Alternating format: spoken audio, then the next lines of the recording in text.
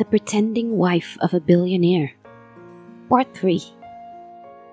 Sa dinami-rami ng pwedeng pasyalan, kung bakit naman sa Manila Zoo pa naisipan ni Lola Lucia na pumunta ng araw na yun.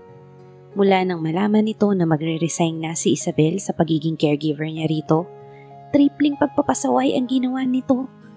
Tila sadyang pinahihirapan siya nito para maging memorable talaga ang work experience niya rito. Ilang beses itong umihi sa kama sa buong magdamag. Umagang-umaga ay sira ang araw niya. Tumawag agad siya kay Lovely at nagpasundo na rito. Ang kaso ay pinakiusapan naman siya ng amo niya, ang anak ni Lola Lucia, na in fairness ay napakabait naman sa kanya, kaya nagawa niyang magstay ng 3 buwan sa poder ng mga ito. Hanggat wala pa raw yung papalit sa kanya na nakatakdang dumating bukas, kahit sa umaga na lang niya i-orient sa trabaho at pwede na siyang umalis after lunch. Napasunod naman siya, pero kapag naiisip niya ang magdamag na daraan sa mga kuko ni Lola Lucia, wah na lang siya. Mabuti na lang at sa kapritsyo na rin ng matanda ay pinasama nito si Edison para daw may katulong siya sa pagtutulak ng wheelchair. At dahil marunong namang mag-drive at may lisensya rin, hindi na nila isinama ang driver at si Edison na lang ang nagmaneho ng van papunta sa Manila Zoo. Pagdating nila sa pasyalan ay walang tigil sa kauutos si Lola Lucia kay Isabel. Kanina pa nakanganga si Travis sa isang grupo. Pagpasok pa lang niya sa Manila Zoo ay nagulat na siya. Nakita niya ang lalaking nagtutulak ng wheelchair, ang nakaskimpy shorts na tagapayong na pamilyar ang highlight sa buhok, at ang walang tigil sa pagtura sa lupa ng matandang babae habang panay ang ilag ng 2 nakasunod rito. Wala ring pagod sa pagrereklamo ang lolang yun. Sinundan ng binata ang mga to. Ganun na lang ang pagkabigla niya nang mamukaan ang babaeng may hawak ng payong na polka dots at ruffles pa. Ito ang babae sa Mall of Asia. Napailing siya. Pinaglalaroan yata siya ng tadhana. Pati ba naman sa zoo makikita niya to? Destiny must have something to do with this. Napangiti siya sa ideya. Nagmistula siyang stalker, sunod ng sunod sa 3. Nang huminto ang mga ito, of all spots, dun pa sa malapit sa hippopotamus, ang baho ron, ay huminto na rin siya. Halos 1 metro ang distansya niya mula sa mga ito. Doon niya nasaksihan ang kagaspangan ng matanda sa babae, na lumalabas na caregiver pala. Hindi na siya nakatiis nang umalis ang lalaki upang kumuha ng tissue paper sa sasakyan. Kumilos siya upang lapitan ng matanda at ang babaeng naka-highlight sa buhok. "Isusumbong kita kay Cynthia! Minamaltrato mo ako!" Yun ang nadatnan niyang dialogue ng matanda. Napailing siya. Ito pang may ganang magsumbong sa anak nito? Nagre-regress na siguro kaya asal bata na. Hindi tuloy niya maiwasang isipin ang kanyang ina sa pagtanda nito. Baka mas malupit pa ito kaysa sa lolang to. Tumikhim si Travis nang tuluyang makalapit siya sa dalawa. "Ano, bubugan mo rin ako ng laway mo, Lola?" Sikmat agad nito bago pa man lumingon upang tingnan siya. "May paehem-ehem ka pang nalala." Na-freeze ang bibig ng dalaga nang makita siya. Ikaw?" Ngumiti si Travis. "Well, you remembered." Hindi niya alam kung inimagine lang niya ang pamumula sa pisngi nito dahil saglit lamang niyang nakita yun. Sumulyap siya sa matanda. "Hindi mo ako kinukontak. Kailangan mo pala ng tulong." "Tulong? Hindi, carry ko to," sabi nito na pilit ang ngiti. "No, ibang tulong ang sinasabi ko." Pagsulyap niya sa matanda, ibang role naman yata ang pinoportray nito, that of a catatonic. Bigla na lang naging buhay na estatwa ito at tila wala sa sariling titig na titig sa kawalan. Gusto niyang mapapalatak. Hindi niya inabot ang sino mang lola niya kaya hindi niya alam ang ugali ng matatanda. Baka normal lang sa edad nito ang ganung ugali. "Nasa'yo pa ba ang calling card ko?" Tumango ang babae, saka tila biglang nagtamang hinala. Teka, ano bang ginagawa mo rito? Sinusundan mo ba ako?" Nakataas ang kilay na urirat nito. "Nalimutan ko kung bata lumapit." Dinukot ni Travis ang panyo sa kanyang bulsa. "Here." Anya, inabot yon dito. "Mukhang matatagalan pa ang kasama mo sa pagkuha ng tissue. Use it. Tapon mo na lang pagkatapos." Tinanggap naman ng dalaga ang panyo at pinunasan ng braso. Pero sa halip na itapon ng panyo gaya ng sinabi niya, nangangasim ang muka na halatang diring-diri na inayos nito ang pagkakatupi nun at sa kabuong ingat na inilagay sa bulsa nito. Nagtaas siya ng kilay pero hindi nagtanong.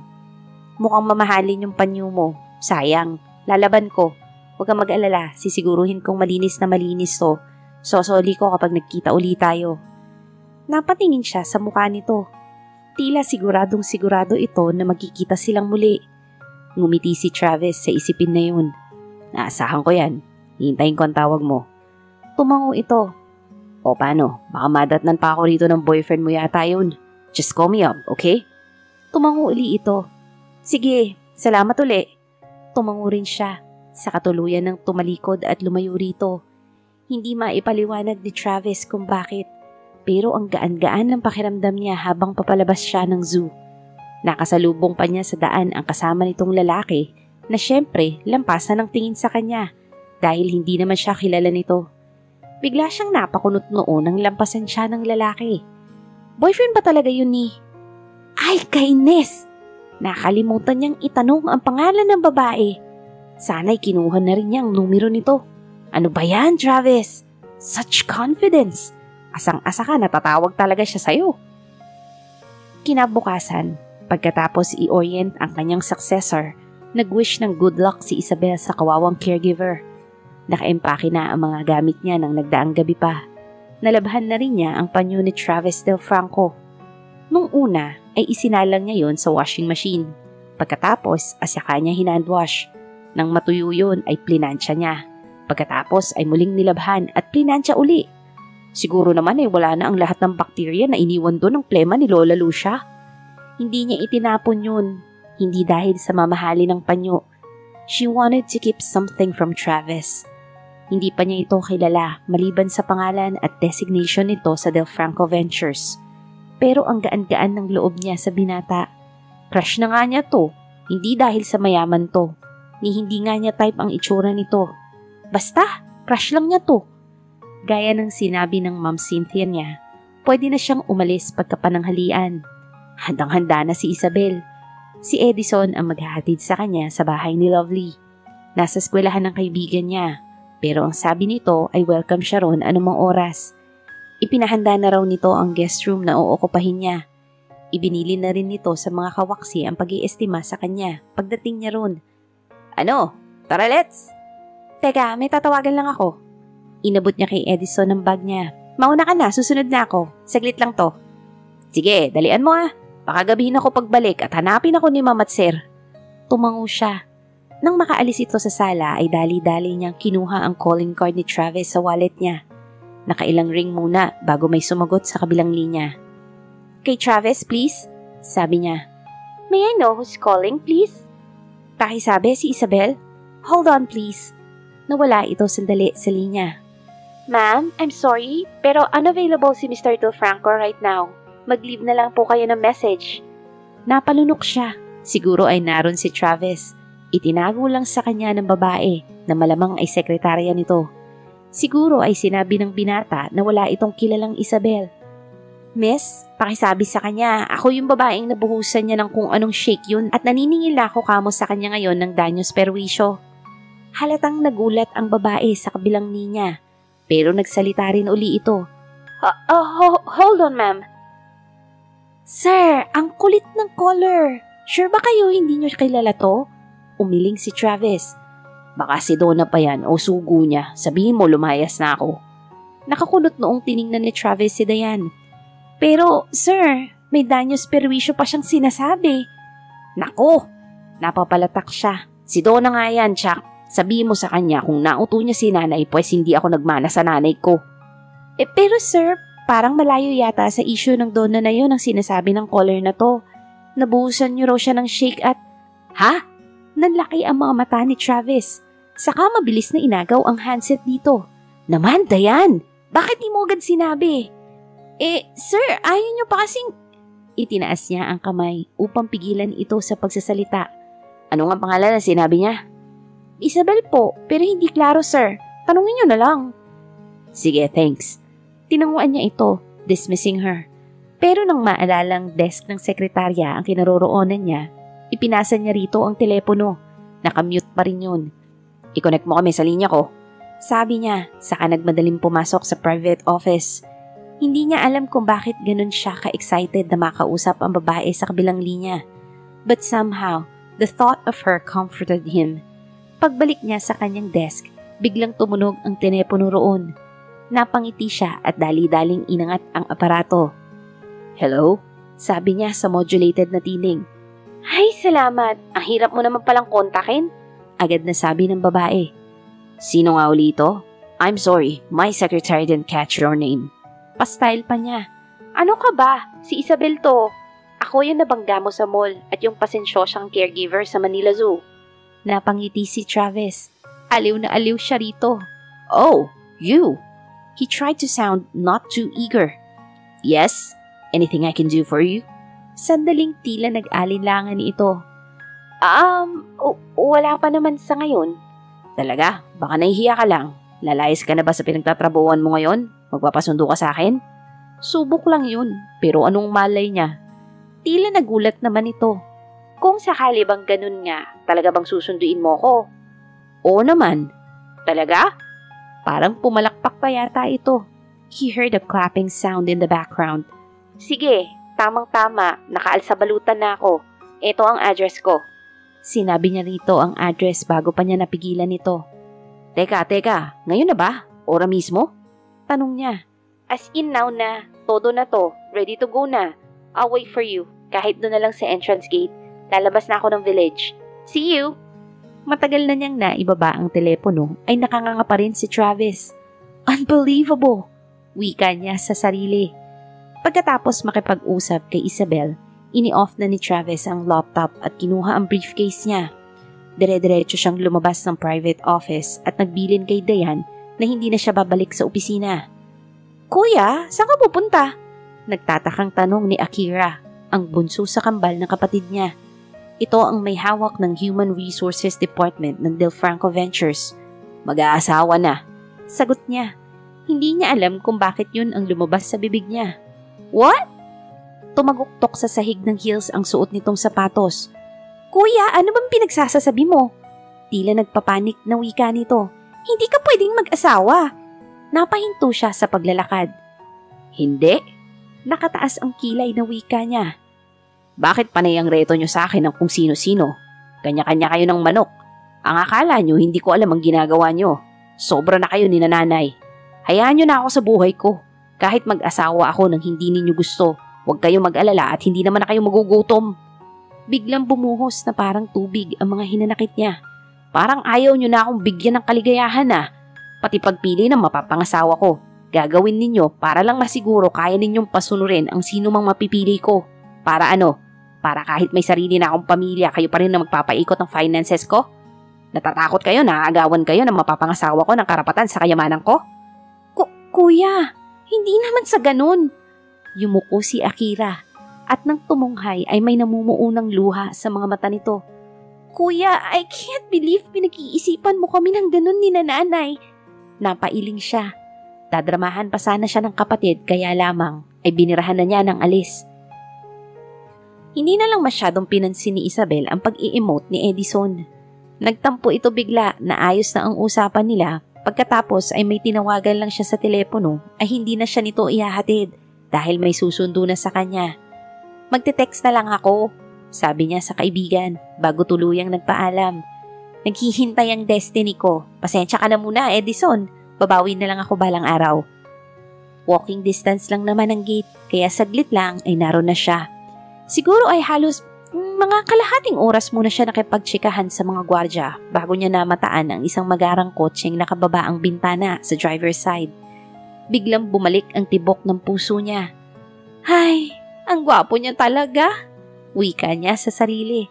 Sige Manong, paalam niya sa gwardya. Tinakbo na niya ang hinintuan ni Travis at hindi na pinayagang makaibis ito upang pagbuksan siya ng pinto ng sasakyan. Nagkusa na siyang sumakay sa passenger seat. San tayo? Napataas ang kilay nito sa kanya. Anong san tayo? Nagpapasundo ka mo dahil aalis ka na sa bahay ng amo mo. Ikaw ang dapat kong tanungin. Saan kita ihahatid? May pupuntahan ka ba? Hindi siya sumagot. Wala ka sigurong pupuntahan. Pumalatak na sabi nito. Mag-take out tayo ng pizza tapos isama kita sa penthouse ng building ko sa Blumentritt. Pwede kang magstay muna ron kung gusto mo. Do you need a job? Caregiver at yaya? Maasim ang mukhang tanong niya. Ikaw? Nagkibit balikat na sabi nito. Ano bang qualifications mo? High school graduate lang ako. Bumuntong hininga siya. Kahit sa mga electronics, hindi ako pasado. Napasulyap ito sa kanya. Look, anito pagkaraka. Mamaya mag-usap tayo. Maiaalok ako sa iyong trabaho. Anong klaseng trabaho? Magkano sweldo? Baka naman mahirap. Ngumiti ito ng makahulugan. Depende sa'yo. Anong depende sa akin? Dudang tanong niya. Depende sa'yo kung mahihirapan ka. Pero malaki ang compensation. Pag-usapan na lang natin pag nakarating tayo sa penthouse. Literal na lumabas sa butas ng ilong ni Isabel ang iniinom na coke nang marinig ang sinabi ni Travis. Ulitin mo nga? Sabi niya. Tama ba pagkakarinig ko? Nagpa-propose ka ng kasal? Tumango ito. Immediate wedding. Napailing siya. Bakit? At bakit ako? Sa lahat ng babae sa Pilipinas. Sigurado siyang hindi mawawalan ng babaeng willing na magpakasal dito. Matangkad dito, gwapo, mayaman, at mabango. Bakit siya? Dahil kailangan mo ng tulong ko, di ba? Nagtaas siya ng kilay. Hindi ganong tulong. Ang kailangan ko'y matinong trabaho, no? Kailangan ko ng pera, hindi asawa. At bigla siyang napanganga. At mayaman ka. Yun ang dapat na lumabas sa bibig niya. At hindi kung ano-ano pa. Marami kang pera, mapapayaman mo ako. Hindi ko nakakailanganing magtrabaho. Sa wakas, nagets mo rin. Ngiting-ngiting sabi nito. Mahinghing kumagat ito ng pizza. Titig na titig sa kanya habang may smug na expression sa muka. So ano? Hindi pa rin niya ibinaba ang kanyang kilay. Too good to be true yun. Sigurado siyang may catch yun. Bakit ako magpapakasal sa'yo? Una, dahil kailangan mo ng pera. Pangalawa, hindi kayo bagay ng boyfriend mong yun sa zoo. Napamaang siya. Hindi ko boyfriend si Edison. Kaibigan ko siya at ardinero siya ng amo ko. Tumitig ito sa kanya. Bahagyang nakatagilid ang muka. Kung ganun, karelasyon mo yung kasama mo sa MOA? Naguluhan tuloy ako bigla. Sino sa inyong tomboy? Kung ikaw, pues, mas pabor na mag-asawa ka na at ako ang pinaka-safe na lalaki na pwede mo mapangasawa. Sayang ang lahi nyo, magaganda pa naman kayo. I'm offering a marriage of convenience. Hindi kita aanuhin dahil wala akong gusto sa'yo. Nanlaki ang mga mata ni Isabel. Hindi niya alam kung saan siya mas masyashock sa dami ng mga shocking na pinagsasabi ng lalaking ito. Pero mas pinili niyang ipahuli ang tungkol sa maling akala nito sa kanilang dalawa ni Lovely. Akala mo naman kung sinong gwapo kang magsalita riyan? Pues, ako rin ang pinaka-safe na babaeng pwede mong mapangasawa ano man ang dahilan mo. Dahil lalong wala akong gusto sa'yo. Bakit ba gusto mong maghanap ng mapapangasawa sa lalong madaling panahon? Closet queen ka siguro, ano? Pinagdududahan ka na ng mga tao kaya kailangan mo ng asawa para hindi niya na ituloy ang sinasabi. Dahil bigla siyang dinukwang ng binata at saka mariing hinalikan sa mga labi. Nanlaki ang mga mata niya. Pero in fairness, malambot ang lips nito. At para sa isang Becky, masarap tong humalik. Napakurap-kurap siya. Tila wala itong balak na kumalas mula sa pagkakahalik sa kanya. Ayun, at kinabig pa nito ang batok niya upang lalo pang damhin ang labi niya. Hanggang sa namalayan na lang niyang tuluyan na siyang napapikit. Diyos ko, ganito palang halik. Para siyang dinuduyan sa langit. Gaya ng mga deskripsyon sa mga nobela ni Lovely. Totoo pala ang mga sinusulat ng kaibigan kung ganun. Kusa na ring tumugon si Isabel sa mga halik ni Travis. Pero kung kanina ay unti-unti siyang napapapikit, ngayon ay unti-unti siyang napadilat dahil may kakaiba na siyang nararamdaman na hindi dapat. Shock na naitulak niya to. Para siyang binuhusan ng nagyayelong tubig ng mahimasmasan.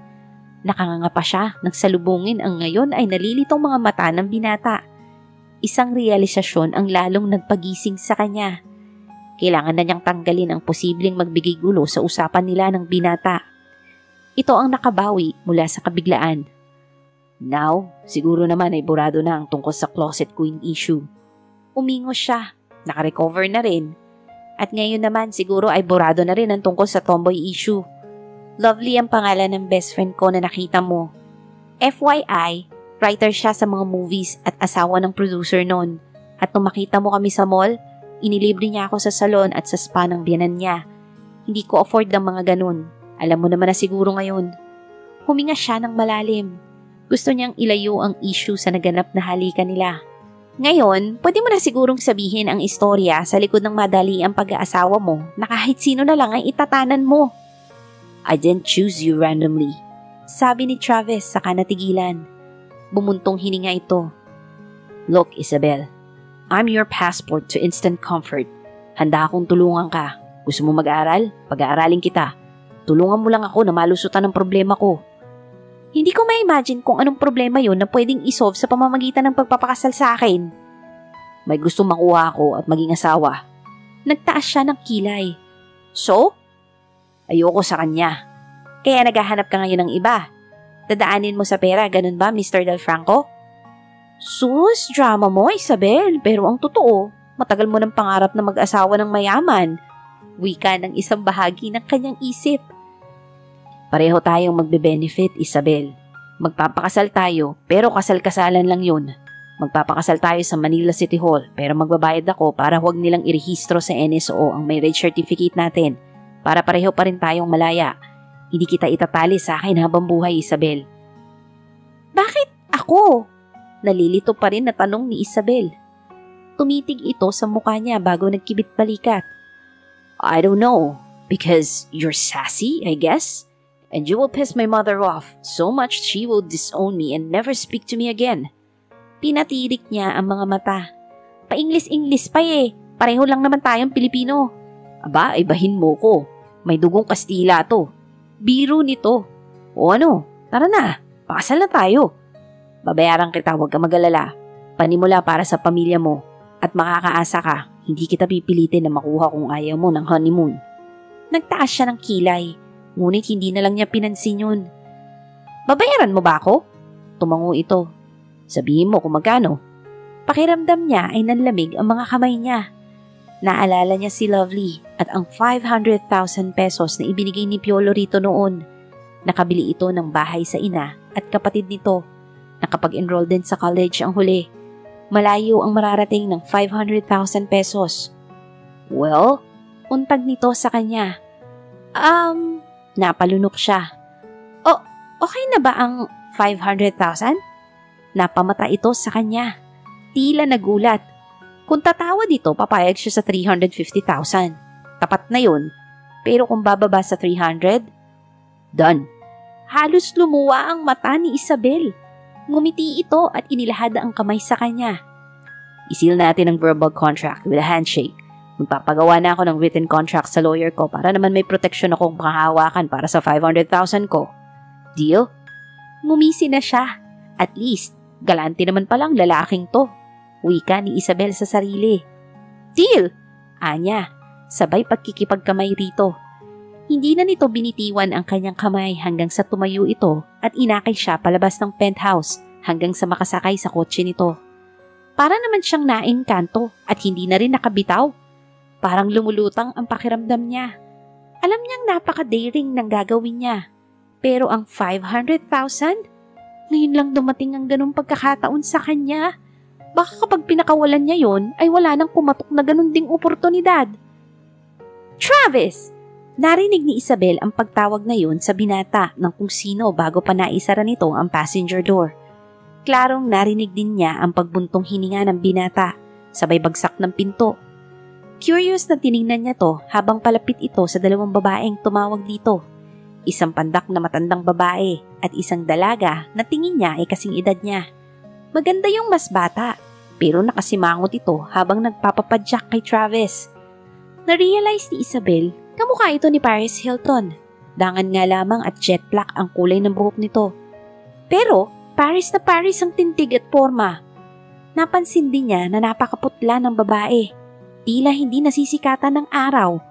Tila nagtatalo ang tatlo at pasulyap-sulyap sa kotse sa gawin niya ang dalawa, lalo na ang ginang. Tila isang toro ito na nakakita ng pulang tela sa pagkakalisik sa kanya ng mga mata.